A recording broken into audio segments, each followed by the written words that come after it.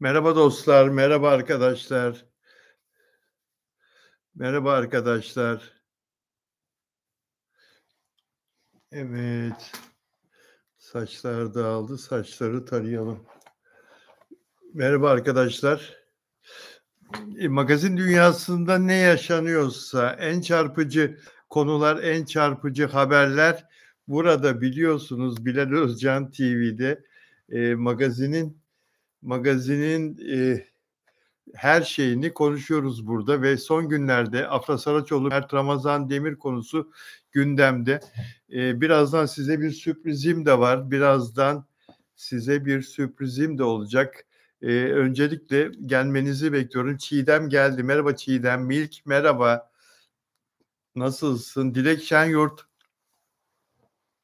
özel abonem burada. Dilek Şenyurt merhaba. İyi yayınlar diyor. Teşekkür ederim. Sevinç Aydın merhaba. Arkadaşlar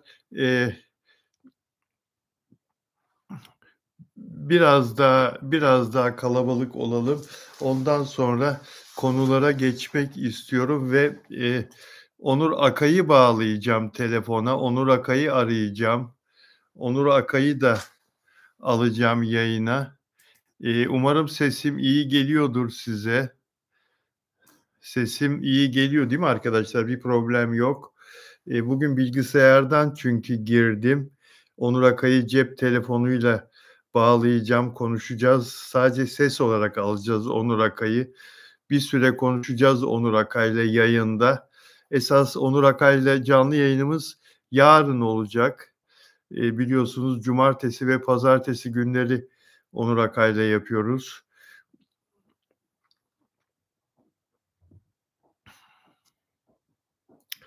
Ee,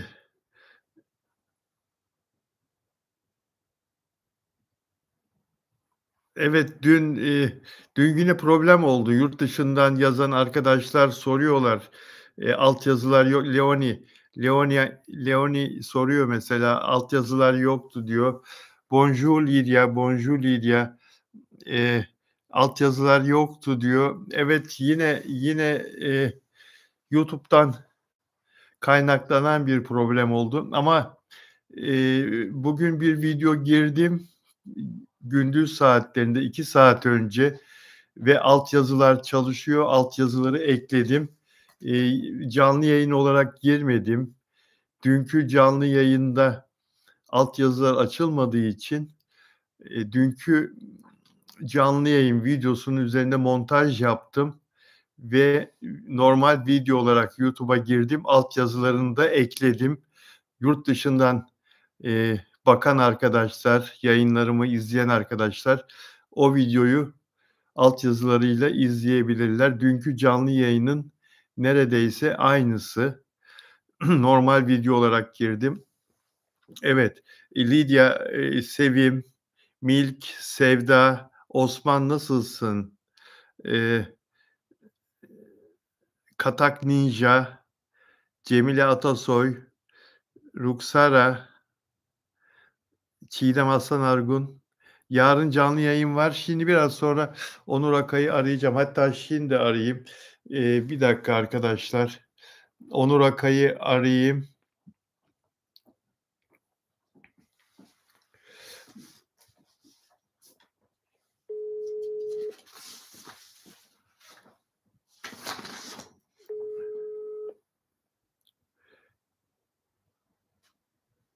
Onur Akay'ı arıyorum. Onur Akay. Alo. Sevgili Onur nasılsın? Çok teşekkür ediyorum Bilal abicim. Siz nasılsınız? İyisiniz? Yayındasınız. Yayındayım. Seni duyuyorlar şimdi. Evet, herkese sevgilerimi gönderiyorum. Bütün Bilal Özcan TV izleyenlerine. Evet, sağ ol. Herkesin de sana çok selamı var. Bonjour Onur diyor Lidya mesela. Evet, görüyorum ben de. Şu görüyorsun. anda sesi kıstım ama belki yankılanır mı Evet. bilmiyorum ama mesajlar geliyor önüme. Benden de herkese sevgiler. Evet, duyuyorlar. Onlar da sana gönderiyorlar. Sevgili Onur, yarın canlı yayın yapacağız seninle elbette Allah izin verirse. Tabii. Cumartesi ve pazartesi canlı yayınlarımız ama bugün seninle telefon bağlantısını şu nedenle yapmak istedim. Ben yayına hazırlanırken 2 saat önce önüme senin bugünkü köşe yazın düştü ve çok ilginç bir gelişmeyi orada kaydetmişsin, söylemişsin, yazmışsın. Biz seninle aslında Afra'nın havalimanındaki açıklamasından sonra hiç konuşmadık. Yayın da yapmadık. Evet. Yayın da yapmadık ama senin yazını, dünkü muhteşem yazını da ben dün okudum yayında. Bugün de bu yazın yeni bir yazı düşünce önüme ve oradaki ayrıntı çok çarpıcıydı. Lütfen yeni yazın önünde açık mı? Onu açıp bir sen okur musun? Dinlesinler takipçilerimiz. Tabii okurum. Evet, dünkü yazımı da canlı yayında değerlendirdiniz. Evet. Ben de daha sonradan izledim yayını. Evet. Orada ben işte bitti kelimesini değerlendirmiştim Afra Saraçoğlu'nun. Evet. Çünkü bir şeyin bitmesi için başlamış olması gerekir demiştim. Bugün de gitti kelimesini değerlendirdim ama öncesinde Bilal abicim çok önemli bir kaynağa ulaştım. Sen kaynağımı biliyorsun. Evet, bugün telefonda söyledin bana kaynağını. Evet ve yazıyı okuyayım. Ben okurlarıma seslenmiştim. Şimdi de sevgili izleyenlere seslenelim o zaman. Evet. Dün hepimiz Afra Saraçoğlu'nun bitti gitti artık açıklamasını konuştuk. Evet. Paris Moda Haftası'nda evet. defileye katılmış, beyaz bir elbisesiyle büyülemişti. Herkese koleksiyondan beyaz bir parça giydirilmişti. Afra'ya seçilen model muhteşemdi ve Afra da çok güzel taşıdı. Gerçekten de öyle değil mi Bilal abicim? Ben çok beğendim. Ben de çok beğendim. Çok güzel taşıdı. Evet. Evet. Türkiye'ye dönüşünde ise magazin muhabiri Mustafa Ağda herkesi şaşırtacak derecede net ifadeler kullandı. Kenan İmirzalıoğlu ile başrolünü paylaştığı Abi dizisindeki yaş farkı sorulduğunda çok kapıl bir iş değil diyerek yani burada ne demek istemiş Bilal abicim? Çift demek değil mi? Çift olmayacak bir iş değil diyerek profesyonel yaklaşımını gösterdi. Dizide Kenan İmirzalıoğlu ile çok yakın bir ilişkisi olmayacağını dile getirdi. Aslında burada da benim edindiğim bir bilgi var Bilal abicim. Evet. Bazı senaryoda daha önce yazılan varmış yakın ilişki. Fakat tepki görünce senaryo değişti. Onun için bu çekimler gecikmeli başlıyor. Gecikti bayağı evet. Bir ay kadar gecikti. Bunu da öğrendim ben. Evet. Yani Afram fanlarının o büyük tepkisi böyle sanatçılarını sevdikleri oyuncuyu korumaları senaryo bile değiştiriyor yani. Aynen çok güzel, çok doğru. Ancak asıl bombayı son ayların en çok konuşulan ilişkisi hakkında patlattı. Bitti gitti artık. Evet. Dünkü yazımda bitti kelimesinin altını çizmiş. Bir şeyin bitmesi için öncesinde başlamış olması gerektiğini vurgulamıştım. Bugünse işin daha ilginç bir boyutuna değineceğim. Afra gitti dedi ama acaba kendi nereye gitti? Bir dakika. Ya ben bu yazıyı okuyunca bayıldım biliyor musun? Bu cümlene bayıldım. Ya o kadar çarpıcı ki bitti gitti diyor orada muhabire. Ondan sonra arabasına biniyor. Arabası işte bugün o yayınlanan fotoğraflar arkadaşlar. Mustafa da asansörün kapısını kapandığı zaman diyor ki ya fotoğraf çekecektik diyor Mustafa. Afra asansörle o kattan ayrılıyor. Bu var. YouTube'daki videolarda bu var. Mustafa Ağda. Ondan sonra Mustafa Ağda koşuyor dışarıda arabasına binerken yakalıyor. Volvo bir cibi var ya siyah. Evet. Afra'yı ve orada o fotoğrafları Mustafa Ağda'nın fotoğrafları o. Bugün sosyal medyadaki. Çekiyor. Tabii. O arabayla nereye gidiyor? Devam et lütfen. Edindiğim bilgilere göre tabii bu sağlam bir kaynak. Bu açıklamaların ardından Afra Saraçoğlu'nun rotası Mert Ramazan Demir'in Sarıyer'deki evine doğru uzandı. Bitti denilen ilişkinin görünüşe bakılırsa henüz tamamen sona ermediğini gösteren bu girişmeyi sizlerle paylaşmak istedim. Harika. Çiftin arasındaki gerçek durumu ve perde arkasında yaşananları cumartesi günü, yani yarın, usta gazeteci Bilal Özcan'la birlikte gerçekleştireceğimiz canlı yayında tüm detaylarıyla konuşacağız. Yani yarın Bilal Özcan TV'de benim burada yazmadığım detaylar da var. Onları da anlatacağım Bilal abicim size. Oo, harika. Çok güzel. Eline sağlık, yüreğine sağlık. Kaynağını ben biliyorum, bana söyledin ama sen kaynağına söz verdiğin için açıklamayacağını, senden o sözü aldığı için kaynağın, ben de açıklayamam. Zaten haberciye, gazeteciye kaynağı sorulmaz. Evet. Eline sağlık. Ben Çok güzel. şiirde yazdığım için, kafiyeyi iyi bildiğim için Afra gitti diyor. Afra bitti diyor. Gitti diyor. Ben nereye gitti diyorum. Mert Ramazan Demir bitti diyor ama bitmedi. Bitmedi. Böylelikle çıkardık birazcık da. Belki beklemem iyi mi olurdu dizileri için bilmiyorum. Yazmasaydım diye de düşündüm Bilal abicim, ama böyle bir bilgi olunca da fanlara da paylaşmak istedi bir taraftan yüreğim. Yazdım vallahi. Çok iyi ettin, çok iyi ettin. Eline sağlık, kalemine sağlık güzel kardeşim. Ben seni çok fazla tutmayayım daha.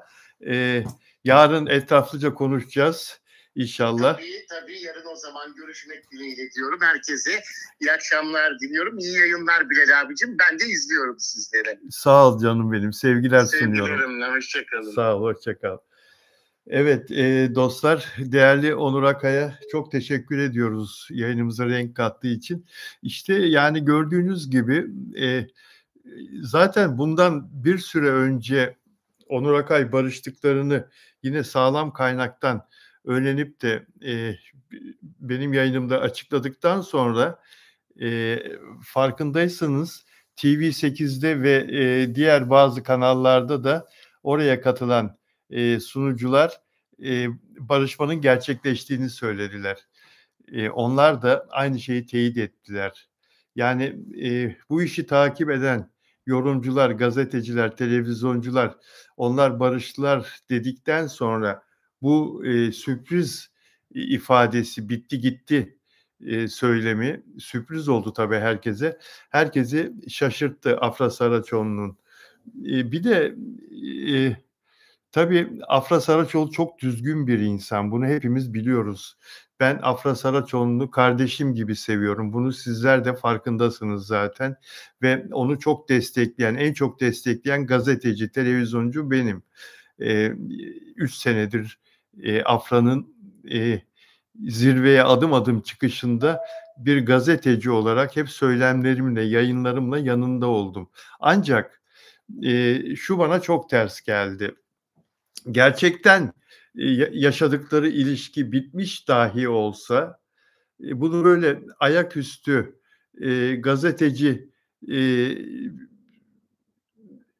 bir soru sordu diye neredeyse sokak ağzıyla bitti gitti filan diye böyle ya senin 2 sene çok büyük bir aşk yaşadığın, 2,5 sene, 3 sene çok büyük bir aşk yaşadığın bir sevgilindi o. Pek çok şeyi birlikte paylaştınız. Pek çok güzelliği birlikte paylaştınız. Çeşitli ülkelere seyahatler yaptınız. Birbiriniz için her türlü fedakarlıkta bulundunuz. Birlikte pek çok şeyi paylaştınız. Böyle yarım ağızla ayaküstü bir asansör köşesinde bitti gitti baştan savar gibi bu söylenmemesi, böyle konuşulmaması lazımdı arkadaşlar. Her şeyin bir yolu yordamı var. İlişkinizin bittiğini duyuracaksan Afra Saraçoğlu bunu bütün ünlülerin yaptığı gibi story'nden paylaşırsın. Mert'e de söylersin. İkiniz de aynı story'yi paylaşırsınız. Siz imzanızı atmak istemezseniz avukatlarınızı atar, basın danışmanlarınızı atar, menajerlerinizi atar. Onların ağzından paylaşırsınız. Öyle değil mi? Birbirimize saygı ve sevgiyle bağlı olduğumuz ilişkimiz fikir ayrılıkları nedeniyle ikimizin de isteği üzerine sona ermiştir. Hepinize sevgiler, saygılar. hayatlarda mutluluklar dileriz birbirimize. Yani deyin, yazın bunu, paylaşın. Tamam, budur yani. Bunun yolu budur. Asansörün içinde kapıyı kapat, işte yok bitti gitti filan. Yani böyle bir şey olmadı. Yani o bakımdan da ters. Ben zaten bitip gittiğine falan da inanmıyorum ya. Yani dün Onur Akay'ın dünkü yazısını gördüğümde benim de düşüncem aynıydı. Ben de öyle düşünüyordum zaten. Yani aklı olan, bu işi yıllardır takip eden herkes aşağı yukarı ya bu işte bir iş var. Bu kadar insan, gazeteci, bu kadar televizyoncu barıştılar dedikten sonra bitti gitti açıklaması.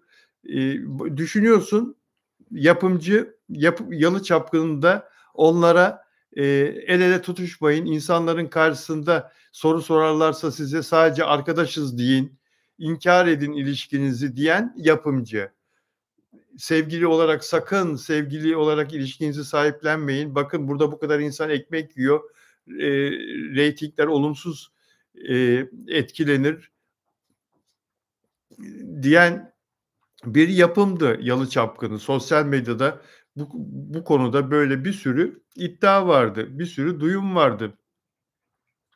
Şimdi aynı yapımcı bu sefer 2 dizinin de yapımcı için çok büyük bir lüks, çok büyük bir şu anda Yalı Çapkını'ndan 1 kazanıyorsa 2 diziden 3-4 kazanmayı hedefliyor şu anda yapımcı. Çünkü pastayı 2'ye böldü. Daha da çoğalttı yapımcı şimdi. Pasta bir taneydi. Şimdi 2 tane pasta oldu. Afra Saraçoğlu bir pasta, Mert Ramazan Demir bir pasta. Biri ATV'de, diğeri Star TV'de. Daha açıklanmadı ama Star'da olduğu söyleniyor. Star TV'de olduğu söyleniyor. Mert Ramazan Demir'in dizisinin. Hem ondan kazanacak, Yalı Çapkın'ın kazandığı kadar, hem şimdi Afra'dan Yalı Çapkını gibi bir para kazanacak, hem de Star'dan Yalı Çapkını gibi bir para kazanacak. Bir de bunların yurt dışı satışları olacak. Çarpı çarpı çarpı 2 çarpı 2 çarpı 2 çarpı. Yani daha çok kazanacak. Dolayısıyla Afra Saraçoğlu ile Mert Ramazan Demir'in sevgili olarak dışarıda görünmeleri onların bu dizilerdeki karakterlerini öldürür arkadaşlar. Bu dizilerde canlandırdıkları karakterler hiç olur, hiç. Kimse karakterlere takılıp kalmaz. Herkes dışarıda canlı gerçek hayattaki hikayenin peşinden gider. Afra Saraçoğlu ve Mert Ramazan Demir'in aşkının peşinden gider insanlar. Dolayısıyla yapımcı önlemini baştan alıyor. Yani bu iş tamamen kopsun gitsin. Bunu ancak oyuncular söylerse insanlar inanır. İşte Afra Saraçoğlu söyledi. Tam Mustafa Ağdağ'ın sorusu üzerine orada asansörün köşesinde, hemen orada içinde, kıyıda, köşede ağzından öyle o lafı çıkardı. Bitti gitti arkadaşlar diye, bir de böyle kızgınlıkla söylüyor. Dolayısıyla bu bir yapımcı stratejisi. Yapımcı da kendi açısından düşünürseniz o da kendi işini düşünmek zorunda. Kendi işini düşünmek zorunda. Kendi işini tutması için önlemler almak zorunda yapımcı da. Ama insanlar da artık gerçekleri duymak, bilmek istiyorlar, hayranları da. Yani bu bir de hiçbir şey gizli kalamaz yani bu ortamda, bu piyasada, ünlüler dünyasında hiçbir şey gizli kalamaz. Bakın, Mert Ramazan Demir'in evine gittiğini Onur Akay, çok yakın kaynakları olduğu için Afra Saraçoğlu'nun çevresinden, Mert Ramazan Demir'in çevresinden kaynakları olduğu için kolayca öğrendi nereye gittiğini. Afra Saraçoğlu'nun bitti gitti dedikten sonra Sarıyer'deki Mert'in evine gittiğini öğrendi ve bugünkü yazısında bunu vurguluyor, belirtiyor. Yarın bana bağlandığında, canlı yayınımıza geldiğinde görüntülü olarak konuşacağız zaten yayın boyunca. Bugün yormak istemedim onu. Bugün de canlı yayın açabilirdik. Kırmazdı beni, görüntülü olarak ama yormak istemedim. Bugün işi vardır adamcağızın. Yarın rahat rahat konuşacağız. Sağ olsun telefonla da olsa bağlandı. Yazısını kendi okusun, seslendirsin istedim. Kırmadı beni ve okudu. Ben o yazıyı gördüğüm zaman, bu kadar çabuk ortaya çıkmasını, gerçeğin, İnanın beklemiyordum. Ya, birkaç gün içinde ortaya çıkar elbette gerçek ama bu kadar çok. Demek ki Onur Akay çünkü bu işin peşinde olduğu için benimle birlikte yıllardır ve Onur Akay'ın iddiaları, işte, barıştılar filan diye o da gurur yaptı demek ki Onur Akay da. Hemen kendisine göre, çok sağlam olan, gerçekten bana göre de çok sağlam olan bir kaynak aradığı kişi onu aradı ve en doğru cevabı ondan aldı. Ve bunu da yazdı. Çünkü bunu gurur yaptı. İnsanın gururuna dokunur. Hepimiz haberciyiz, gazeteciyiz, yazarız. Bir şey iddia ettiğimiz zaman burada ya da yazdığımız zaman bunun yalanlanması insanı üzer. Dolayısıyla Onur Akay da hemen bunu doğrulatmak için, kendi düşüncesini, kendi haberini doğrulatmak için Afra Saraçoğlu, Mert Ramazan Demir'e yakın olan kaynağına ulaşıp işin gerçeğini sormuş ve işte o fotoğrafını gördüğünüz siyah Volvo arabasına binip havalimanında, İstanbul Havalimanı'nda çekilen o fotoğrafta valizler bagaja yüklendi elbette. O babası gibi sevdiği, sarıldığı amcası, şoför abisi de onu Mert Ramazan Demir'in Sarıyer'deki evine götürdü demek ki. Evet, yorumlarınıza, sorularınıza, mesajlarınıza bakayım arkadaşlar. Havva Ünal Afra yalan dolan konuşmaz, öpücük de atmaz. Öyle Elif Bilal Bey kayıyor gidiyor. Biz onları çok seviyoruz diyor Çiğdem. Günel Eliyava Afra arkadaşlar her şey. Elif ne dersen diyoruz, seviyoruz. Yarın bakıyorsun başkasıyla çıkıyor, başkasıyla gidiyor. O zaman sevgi bu kadar ucuz mu? Ucuz bunun için boş verin, canınızı sıkmayın diyor. Sito Ak, para pul ve şöhret geçicidir. Bu ölülü dünyada artık olgunlaşsın ve Dilek Şenyurt, Bilal Bey, bu kaynak FBI ajanı, MİT ajanı değil ki, yani bu kadar yakın olan kim olabilir? Ve bu gizli ise yapım istemiyorsa bu kaynak nasıl hızlı olan şey Onur Bey'e verir. Özel ilişkiler çok önemli. Nelly Manzana burada. Dilek, özel ilişkiler, özel dostluklar, hatır, bunlar çok önemli ikili ilişkilerde. Dilek Şenyurt, diğer özel abonemi de gördüm. Nelly Manzano Arjantin'den, ona da selam olsun. Ona da selam. Nelly Manzano Hola Arjantin. Lydia Dupuy, Lydia'ya selamlar. Çiğdem Aslanlar, biz onları çok seviyoruz. Bize çok kötü bir haksızlık yaptıkları düşünüyorum. Bu kadar sevilmek kimseye nasip olmaz. Biz onları çok seviyoruz. Çiğdem, farkındalar sevildiklerini zaten. Ama sen de diyorsun ki yani bize gerçek bir şekilde karşımıza çıksınlar. Zor, zor. Hayranlar çok haklı. Yani Afra ile Mert'e de çok fazla kızamıyoruz. Sonuçta bir iş yapıyorlar ve iş anlaşmaları, sözleşmeleri var. Sözleşmeyle bağlılar çocuklar ve inanın bana sözleşmelerinde özel hayatlarına dikkat edecekler maddesi var. Özel hayatlarından dolayı dizi reyting olumsuz etkilenirse bunun cezai maddesi var. Anlatabiliyor muyum? Onlar da yaptıkları işin hakkını vermek zorundalar. Zor, yani onlar için de zor, sizin için de zor, bizim için de zor. Angela Fernandez, hola diyor, hola. Hola, Aspinall Forward, tamam, aynen öyle dediğin gibi. Elif ne olursa olsun samimi olsun, olsunlar yani seviyorsun, seviyorum, sevmiyorsa sevmiyorum. Dilek Şenyurt, vallahi yorulduk Bilal Bey, vazgeçemiyoruz. Nuray Yaylacı, saklı gizli aşkları daha da çok dikkat çekiyor. Havva, nereden biliyorsunuz sözleşmeyi gördünüz mü? Havva, ben yıllardır bu işin içindeyim. Yani elbette ki oyuncularla yapımcılar arasında sözleşme imzalanır ve sözleşmede olmazsa olmaz maddedir bu. Özel hayat maddesi. Sadece Afra ve Mert için geçerli değil. Tüm başrol oyuncular için geçerlidir. Hatta kadın oyuncuların hamile kalamayacakları, evli de olsa, bekar da olsa kadın oyuncuların hamile kalamayacakları maddesi de vardır. Dizide çekimler sürdüğü müddetçe.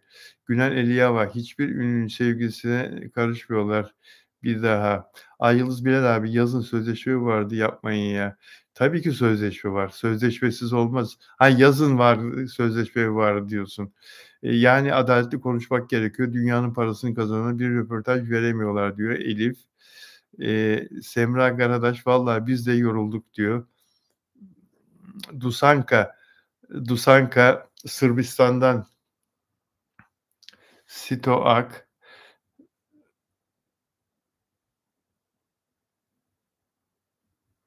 Dilek Şair diyor ki o zaman 5 sene OGM'de sözleşme varsa biz hiç Afram'ı göremeyeceğiz.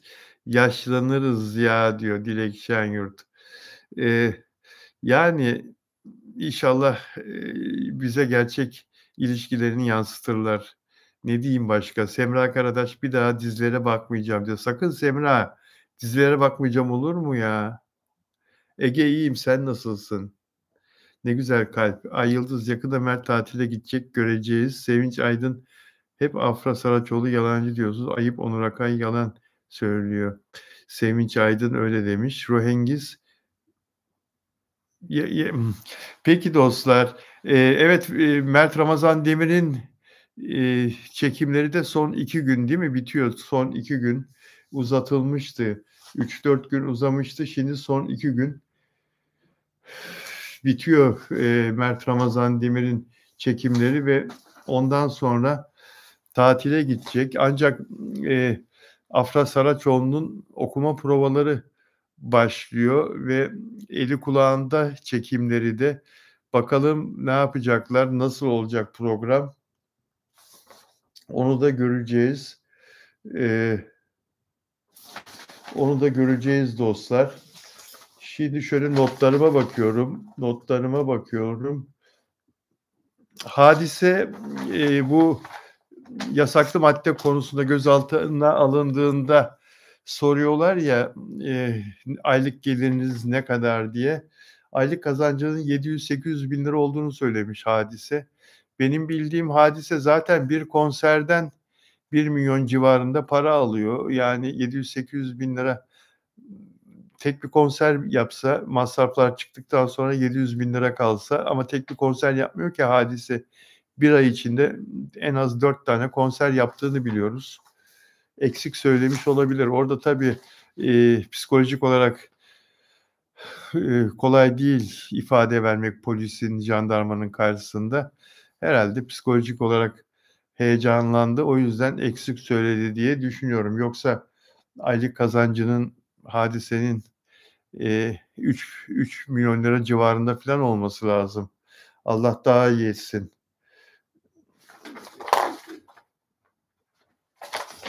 Evet dostlar. Yasemin Ergen'e milyarder kocasından boşandı. Daha üzerinden bir ay geçmeden, hatta tam bir ay geçti. Yeni bir sevgili buldu. 14 yıllık kocadan boşandı. Yasemin Ergen'e Türkiye'nin en zengin ailelerinden birinin oğlundan, veliahtından boşandı. Biliyorsunuz İzzet Özilhan'dan 2 kızının babası 14 senelik kocasından boşandı. Bir ay içinde yeni bir aşk buldu. Normal mi sizce? Profesör Doktor Karaca Başaran isimli ünlü bir estetik cerrahla, ünlü ve varlıklı zengin bir estetik cerrahla aşk yaşadığı iddia ediliyor. Yasemin Ergen'e Doktorlar dizisinde meşhur olmuştu ve İzzet Özilhan'la Doktorlar dizisinin çekildiği hastanenin sahibinin oğluyla tanışıp evlenmişlerdi. Prensesler gibi bir hayatı olmuştu. Ancak 14 yıl sonra boşanmışlardı ve boşandıktan bir ay sonra yeni bir sevgiliyle anılıyor. Hayat bu kadar da ilginç. Ne getireceği hiçbir zaman belli olmuyor dostlar. Nelida Manzano özel abonem, özel üyem Arjantin'den Nelida Manzano Demin gördüm ama ne yazdığını okuyamadım. Nelly Manzano son zamanlarda Türkçe çeviriyor, öyle yapıştırıyor buraya yazdıklarını. Translate yapıyor. Ondan sonra mesaj atıyor. Merak ettim Nelly Manzano'nun ne yazdığını, yoksa İspanyolcayı hala sökemedim. Sökmek de kolay değil yeni bir dili. Delfina Dimasio burada mı? Şili'den özel abonem. Delfina Dimasio aramızda mı dostlar, arkadaşlar? Şili'den Delfina. Dilek Şenyurt burada. Frankfurt'tan, Almanya'dan özel abonem. Ne diyelim? Sito diyor. Sito arkadaşımıza. Sito Aka cevap yazmış. Hayırlısı olsun. Bakalım, göreceğiz ama ben onları görene kadar evlenirim kesin diyor. Dilek Şenyurt. Vallahi güzel. Güzel bir mesaj. Hayırlısı olsun Dilek Şenyurt, senin için de. Dilek Şenyurt'a selamlar. O da bize el sallıyor. Peki.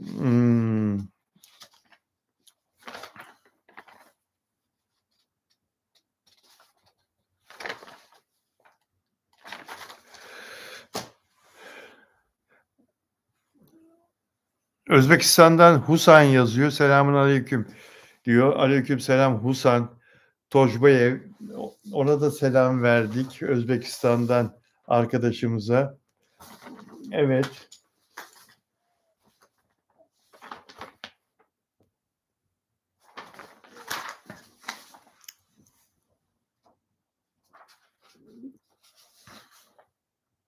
Yeni bir yazı yazdım ben de bugün.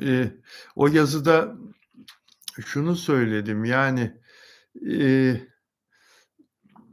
iki tane ünlü oyuncu iki ayrı dizide başrol oynuyorlar.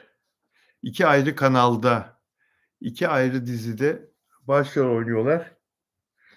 Ve bu iki ünlü oyuncu birbirleriyle aşk yaşıyorlar. Yani bu elbette ki yapımcıyı çok zorlar arkadaşlar. Çok zorlar. Yani biri ATV'de, diğeri Star'da, iki dizinin iki ünlü başrol oyuncusu, biri kadın, biri erkek. Kendi dizilerinde her hafta ekrandalar bir senaryoyla, iki farklı senaryoyla. Kendi dizilerinde partnerleri var. Ancak gerçek hayatta birbirleriyle aşk yaşıyorlar. İki başrol oyuncusu, iki ayrı dizinin. Bu yapımcıyı çok yorar, çok zor duruma düşürür arkadaşlar. Bir de bu taraftan bakmak lazım. Yani dolayısıyla zor bir durum. Oyuncular için de zor, yapımcı için de zor, hayranlar için çok zor, bizler için çok zor. Yani Nelly Manzano geldi. İspanyolca altyazısız 2 video Üstad Bilal. Dünkü videonun en önemli kısmının çevirisi için teşekkür ederiz. Evet Nelly Manzano, rica ederim. Rica ederim. Tekrardan onu yayınladım, montajladım.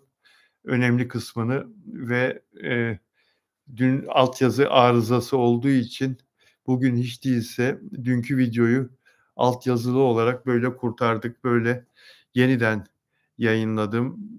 Bu sefer videolar kısmında, tabii o canlı yayındı dünkü. Bu sefer videolar kısmına attım. Oradan izlediniz demek ki. Ramazan Özkılıç, Afra Saraçoğlu'na o kadar güzel kırmızı kalpler yollamış ki. Çiğdem Aslan Argun, Onur Bey'e inanıyorum diyor. Bu kadar insanı kandırmaz. Yapmaz. Kulak yapmaz. Niye yapsın? Yani kandıracak şey değil çünkü, anlatabiliyor muyum? Ve Onur'un söyledikleri öyle herkesin aklına gelecek şeyler değil. Mesela barışmak için yapılanlar, işte Mert'in evine gittiğini söylemek falan, yani havalimanından. Yalan atmaya kalksan böyle bir yalan aklına gelmez. Anlatabiliyor muyum? O yüzden Onur Akay'ın söylediğine inanıyorum ben. Onur Akay'ın söylediği çok doğru ve bugüne kadar zaten defalarca da söyledikleri çıkmış bir insan Onur Akay. Dolayısıyla şimdi Afra Saraçoğlu ve Mert Ramazan Demir'i çekemeyenler için bir fırsat doğdu tabii. Dünden beri yazıp duruyorlar. İşte biz diyorduk zaten, bunların birbirlerine hayrı yok. İşte, aşklarının yalan olduğu da ortaya çıktı. Kendi ağızlarından itiraf geldi filan şeklinde. Böyle antilere fırsat verdikleri için de doğru olmadı aslında Afra Saraçoğlu'nun o şekilde konuşması. Şimdiye kadar hiç konuşmamışsın. Yaşadığın büyük aşkla ilgili bile bir kere dahi evet biz sevgiliyiz dememişsin. Ancak şimdi bitti gitti diye, böyle durup dururken asansörün içinde bir köşede bir açıklama yapıyorsun. Emm, Aşk yaşarken yaşadık demedin ki seni gazeteciler Göçek'te dudak dudağa yakaladılar da her şey ortaya çıktı. Yine sen doğrulamadın ki, hiçbir zaman kabul etmedin ki. Havalimanında Portekiz'e uçarken, ikinizi havalimanında terminal binasının içinde, valizlerinizin yanında, el valizlerinizin yanında yerde bağdaş kurup otururken görüntüledi bir fan. Görüntüyü attı da birlikte seyahate gittiğiniz, bir ilişki içinde olduğunuz yeniden, ispatlandı. Portekiz'de ki paylaşımlarınız, İspanya'da konserin içinde insanlar sizi görüntüledi de, aşk yaşadığınız ortaya çıktı. Yoksa siz yapımcıya verdiğiniz sözü hep tuttunuz. Yapımcı size gizleyin, insanların karşısına çıkmayın, aşk yaşadığınızı kimse bilmesin, birlikte paylaşım da yapmayın diye tembih etmişti. O sözü yapımcıya söz vermiştiniz. Çünkü yapımcıyla bir sözleşmeniz var. İmza attınız, bir para kazanıyorsunuz ve, o diziden 200-250 kişi ekmek yiyor. Teknik ekip, ve yapım ekibi, oyuncular. Dolayısıyla hep yapımcıya verdiğiniz sözü tuttunuz, ama fanlar sizi hep ele verdi ve gazeteciler sizi yakaladı. Aşkınızı anlattılar milyonlara. Siz hep gizlediniz.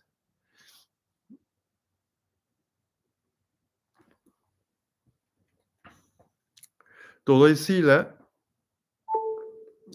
şimdi de soru sorulduğu için bir fırsat oldu. Afra Saraçoğlu, yine yapımcıya verdiğiniz sözü bu şekilde tuttunuz. Barıştığınızı inkâr ederek. Ama, eninde sonunda her şey ortaya çıkıyor işte. Eee, Onur Akay'ın aldığı bu bilgi yine birlikte olduğunuzu gösteriyor.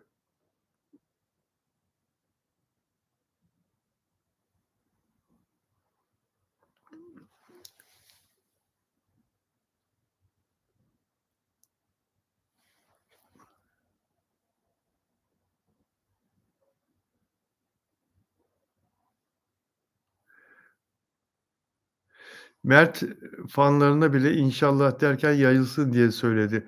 Mert söyledi inşallah diye, barışırız inşallah, İnşallah barışırsınız dediği zaman babayla oğlu bir hayranı çocuk babasıyla Mert Ramazan'ı sokakta yürürken tanıyıp, birlikte hatıra fotoğrafı çektirdiğinde baba ne demişti Mert Ramazan Demir'e? "İnşallah Afra Hanım'la barışırsınız." demişti. Mert de "İnşallah." diye cevap vermişti. Kaç gün oldu? 15 gün oldu mu? Bu, sözlerin duyulmasından 3-4 gün sonra da barıştılar zaten. Mert anneye sürekli arıyordu telefonla, Afra Saraçoğlu'nun annesini. "Barışmak istiyorum, Afra ile bizi barıştırın." diye. Ondan sonraki geçen süreçte de barışmışlardı zaten. Ve şimdi de Afra Saraçoğlu'nun dizinin başlamasına böyle çok kısa bir süre kaldığı için bu konu unutulsun, artık konuşulmasın, sevgili olduklarını kimse dillendirmesin diye bu söylemi, bu girişimi, dizinin başlaması nedeniyledir arkadaşlar. Çekimlerin başlaması nedeniyledir. Çünkü, artık yapımcı devreye girecek bir şekilde. fanları susturun. Sakın gazetecilere koz vermeyin. Bu konu kapansın. Sevgili olduğunuz bilinmesin. Aşkın önüne geçilebilir mi? Sevginin önüne geçilebilir mi arkadaşlar?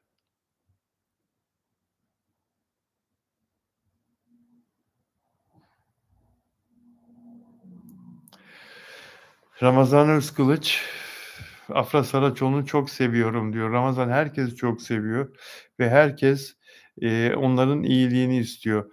Onların iyiliği içinse biz, "Ha, tamam, öyle mi? Peki. Tamam, ayrıldınız mı? Ha, peki, tamam." Ona da inanmış gibi görünürüz. Eğer sizin iyiliğiniz içinse, sizin iyiliğiniz için öyle olması gerekiyorsa, inanmış gibi görünmek gerekiyorsa insanlar ona da inanmış gibi görünürler. Ama siz dayanamazsınız, açık verirsiniz. Ben söyleyeyim sana Afra. Siz dayanamazsınız. Mert'le ikiniz açık verirsiniz.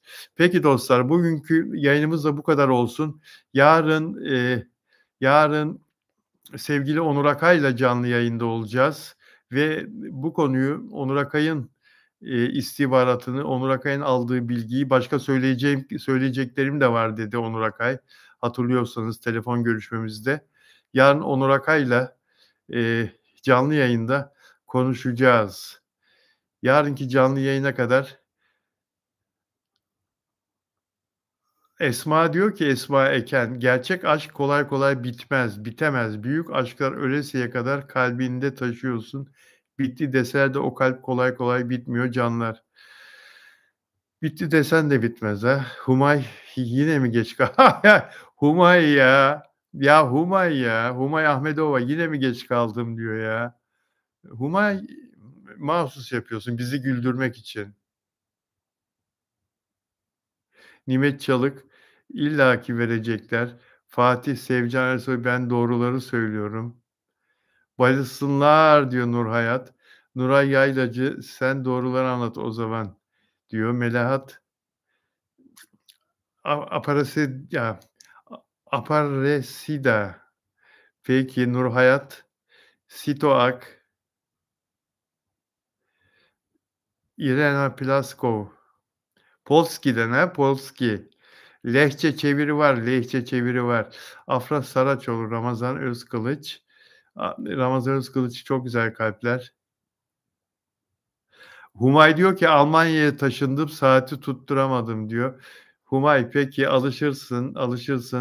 Almanya'ya çok selamlar Humay. Fatih Melahat ne kötü senin gibi kendimi kandırmıyorum diyor. Ay Yıldız fanlar olmasa dizi mi tutar diyor. Stoak ben yarın çalışıyorum. Yayın ne zaman? 18'de Sito. 18'de yayından sonra da videoyu Allah izin verirse yükleyeceğiz zaten. Peki dostlar sizleri çok seviyorum. Beğen yapmayı lütfen unutmayın. Hatta hype ederseniz de hype yaparsanız da çok memnun olurum. Abone olursanız abone olmadan izleyen arkadaşlar çok sevinirim. Dostlarınıza bu sayfamı, bu YouTube kanalımı tavsiye edin. Beni Instagram'da da takip edebilirsiniz. Bilal Özcan Official. Twitter'daki adresim Bilal Özcan benim. Bilal Özcan benim ve web sitem bilalozcan.com web magazin sitem bilalozcan.com. Orada da her gün magazin haberleri var ve günlük yazılar yazıyorum. Afra Saraçoğlu ve Mert Ramazan Demir'le ilgili bu gelişmeyi orada da yorumladım arkadaşlar. Görüşmek üzere. Dilek Şenyurt. İyi akşamlar, iyi hafta sonları. Görüşürüz arkadaşlar. Kendinize iyi bakın.